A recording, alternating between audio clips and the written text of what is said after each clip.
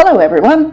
Today we are going to begin our work on finding antiderivatives, which would be the opposite of finding a derivative. Now there's some algebra we're going to use in order to prepare to find the antiderivative, and that is the purpose of today's lesson. So let's get started and work with sigma notation. So today's lesson preview may have seemed a bit odd, adding the numbers from 1 to 100. So we will be doing a lot of adding today, and I wanted to get you warmed up. For question B, did you notice that you were working with perfect squares and that there were alternating negative signs? All right, so we're going to be adding today, and we're going to be looking for patterns using sigma notation. Let's begin. All right, so sigma notation is notation that mathematicians use to tell us to add repeatedly. I is called the index of summation. So the index is the value that is changing each time you substitute. The lower bound tells you where to start. We're going to substitute 1 in to begin with. And we're going to then substitute in 2, 3, and we keep adding all the terms until we get to the upper bound. In this problem, it's n. Now, n could also be positive infinity, but n is the number of terms often. So as we look at our first example, we're going to start at 1 because the lower bound is 1. We're going to substitute sine pi over 2 times 1. Add the next part, which will be sine pi over 2 times 2, plus the sine of pi over 2 times 3. So the index of summation is changed until you get to the upper bound. Then you're going to evaluate and get 1 plus 0 minus 1, which equals 0. So 0 is the answer in closed form for example 1. All right, now for number 1, you're going to try this problem. Please recall that you're going to start with w equals 0, do some substitution, add, then you're going to take the term w equals 1, do some substitution, add, then we're going to let w equal 2, and when do we stop? We will stop at w equals 4.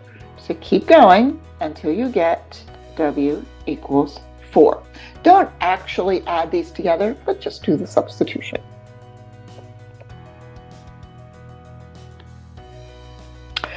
All right, so for example 2, we're going to expand this sum. So we're going to take our k equals 1 and substitute. Now when we expand, the only thing that's changing is k. And let's take a look at what happens. We will get f of x1 multiplied by delta x over n, plus f of x2 times delta x over n, plus f of x3 times delta x over n, plus dot, dot, dot, and then you would have f of xn times delta x over n. So what I want you to see is that delta x over n is a constant. And we could use factoring to take delta x over n out of the problem and rewrite it as f of x1 plus f of x2 plus dot, dot, dot, plus f of xn. So rewriting these summations can be quite useful. And what this also tells us is that delta x over n could have been factored out of the original summation notation because the k value is not attached to delta x over n. And that actually brings us to some fundamental summation properties. If you have a constant, that constant can be factored out of the summation notation. If you are adding or subtracting different functions within your summation notation, you can break it up into 2 different summations. Then we have some formulas. If you're adding a constant, think about that. If you were to take this and add c plus c plus c plus, and how many times are we adding this? We're adding c n times. The answer would be c times n. Now, number 2 is actually the question you were working on in your lesson preview. If you wanted to add the numbers 1 through 100, so that would be I equals 1 to 100, you can use this nice little formula. Take the 100, which is your n, times 100 plus 1 divided by 2, which is your 5,050. Way easier than actually adding them all together. All right, but notice this is starting at I equals 1. If it starts at a different index of summation, you're going to have to be more clever. So there are 4 problems that I expect you to know. The sum of a constant, the sum of I, the sum of I squared, and the sum of I cubed. These are structures that are going to help us find antiderivatives. All right, let's use some of these ideas. For example 3, I, remember, is the index. 5 is a constant. So we're going to rewrite the problem as 5 times the sum, I equals 1 to 100 of I. Using that formula that we have from before, we're going to replace 100 into our problem. So we have 5 times, now remember what the formula was. It was n times n plus 1 divided by 2. And then you can simplify this. It comes out to 25250. All right, number 4. So this one has a couple features going on. Do you see the plus sign? That means we're going to break it into 2 problems. Secondly, do you see the constant is 1 over 100? So let's factor out 1 over 100 to begin with. Draw a bracket and rewrite this as I equals 1 to 200 with I plus the sum I equals 1 to 200 of 1. Now, we busted it up like this because, as you can see, we can use the rules for that summation of I and the rule for the summation of 1 in order to simplify this problem. If we don't bust it up, you cannot follow one of your 4 rules, and you have to follow the rules. So when we simplify, we're going to get your 200 times 201 over 2 plus 1 times 200. And I believe that comes out to be 203, but you could check me out there.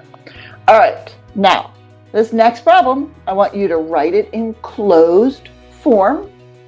Follow the similar ideas. I'm even going to tell you the final answer to make certain that you come up with this answer. And it should be 39,100.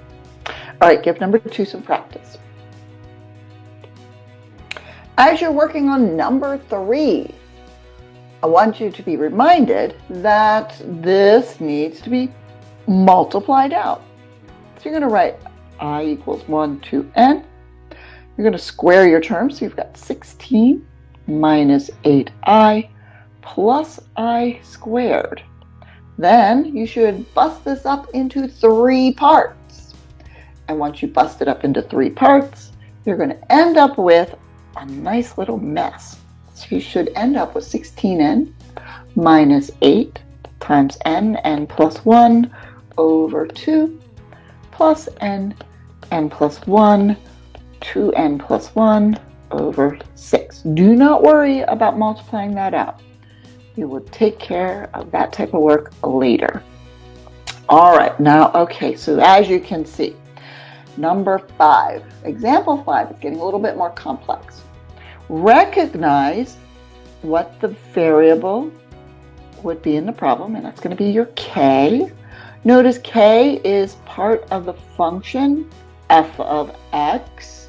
And oh, look at this. You've got a nice constant in the problem, 2 over n.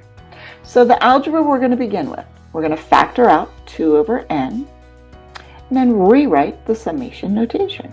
This will be k equals 1 to n, f of 1 plus k times 2 over n, and it doesn't look too much different. However, look up here. F of x is x squared plus 2. So now we're ready to substitute. This is 2 over n, the sum, k equals 1 to n. Then we're going to substitute in our f of x squared. So x squared is going to be 1 plus, I'm going to write 2k over n, and that is going to be squared, plus 2, because f of x has that 2. I'm going to put parentheses around it so that we can better see it. Now, your algebra gymnastics. You have k equals 1 to n, and multiply this through. We get 1 plus 4k over n plus 4k squared over n squared plus 2. All right, now I'm going to suggest that you add your like terms, and 2 plus 1 is going to be, of course, 3. All right, so now we're ready to continue. This is equal to 2 over n times, notice we can bust this up into 1, 2, 3 parts. So the first part is going to be the sum, k equals 1 to n of 3. The second part is going to be the sum, k equals 1 to n of our 4k over n. And then the third part is the sum, k equals 1 to n 4k squared over n squared. Are we ready for substitution? I do believe we are. All right, and so what we get is 2 over n times, now you know that this first term is 3 times n, plus the next one has a 4 over n. I'm going to just keep this sum, k equals 1 to n of k. We'll factor out the next constants, which will be 4 over n squared times the sum, k equals 1 to n of k squared. Okay, so now these individual pieces look like the patterns that you were supposed to know. We now have 2 over n times 3n plus 4 over n times n plus 1 over 2. And think about what the next one is. You've got a k squared in there, and k squared is going to follow the pattern. Keep your constant 4 over n squared times your n plus 1, 2n plus 1, all over 6. Close your bracket. All right, so for that problem, you can see we did an awful lot of work to simplify. And we could multiply it out some more if we chose to. Maybe a little bit of practice with that would be good. So if you simplify, you get your 2 over n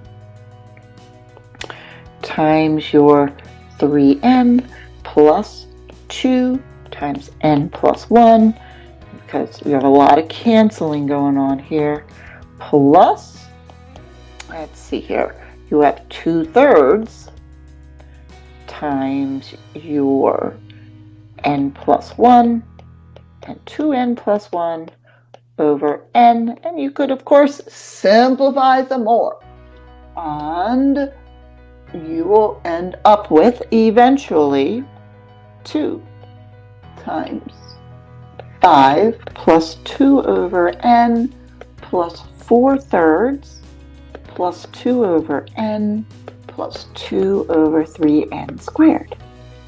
All right, now just for the fun of it, what if we were to take the limit as n goes to infinity of that original problem?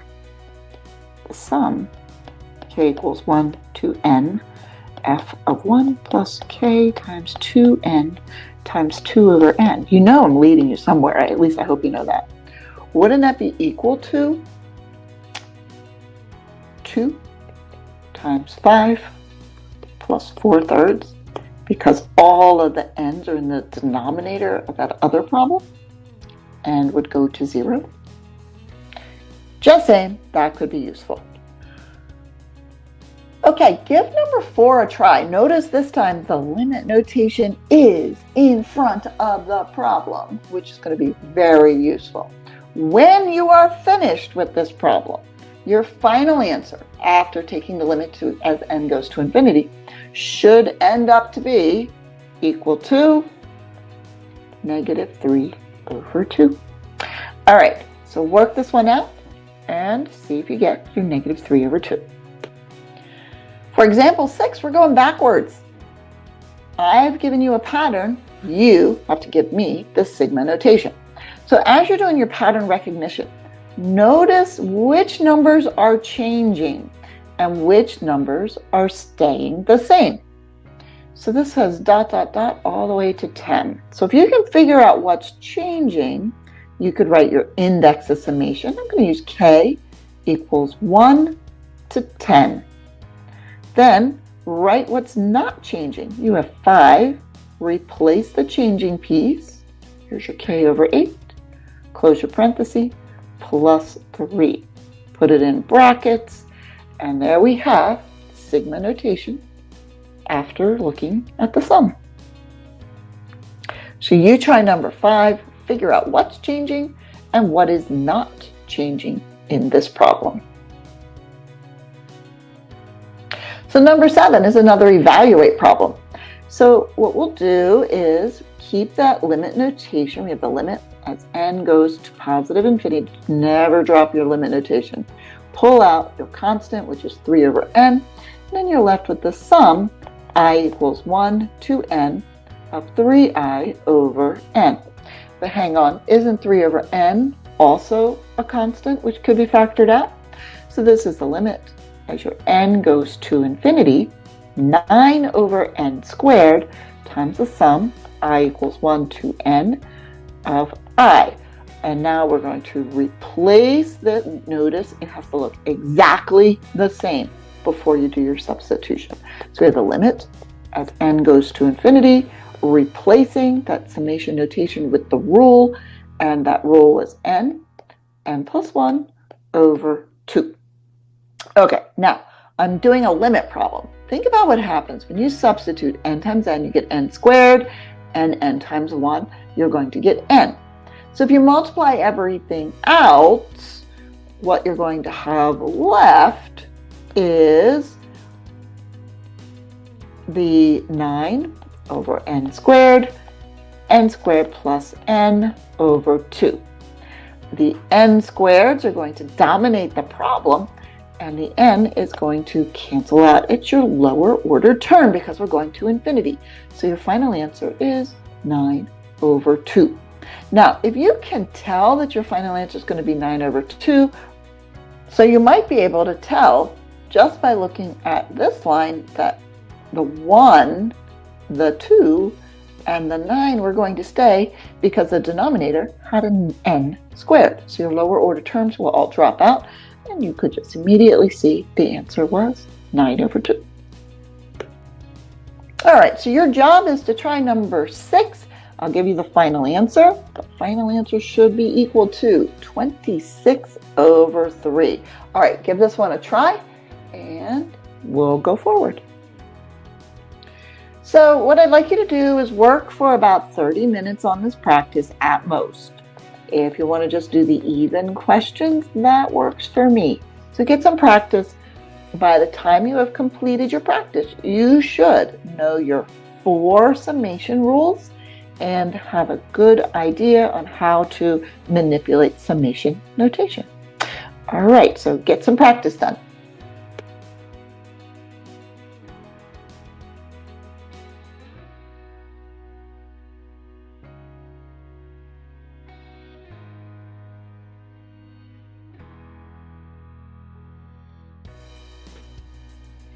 So I've chosen to show you number 14. If you have already completed it, you can go ahead and fast forward.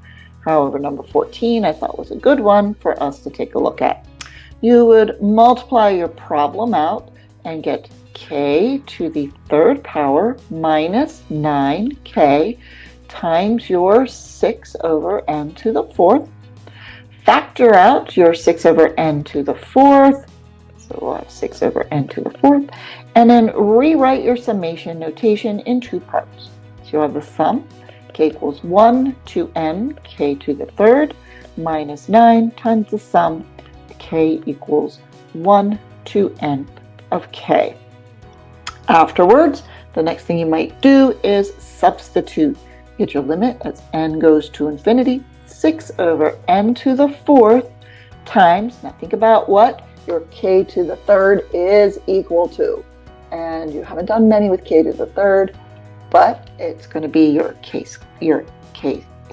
n squared times n plus 1 squared divided by 4 minus 9 times your n plus 1 divided by 2. All right, now because of the limit, we're only going to think about the coefficients that remain. We're going to have a 6, the 4, the 9, and the 2 as your remaining coefficients. So our answer becomes 6 times 1 over 4 minus 9 over 2. And that would be a final answer. All right, so give the summation notation some practice, and during the next lesson, we're going to connect summation notation to area under the curve, which will then bring us into antiderivatives. Have a great day.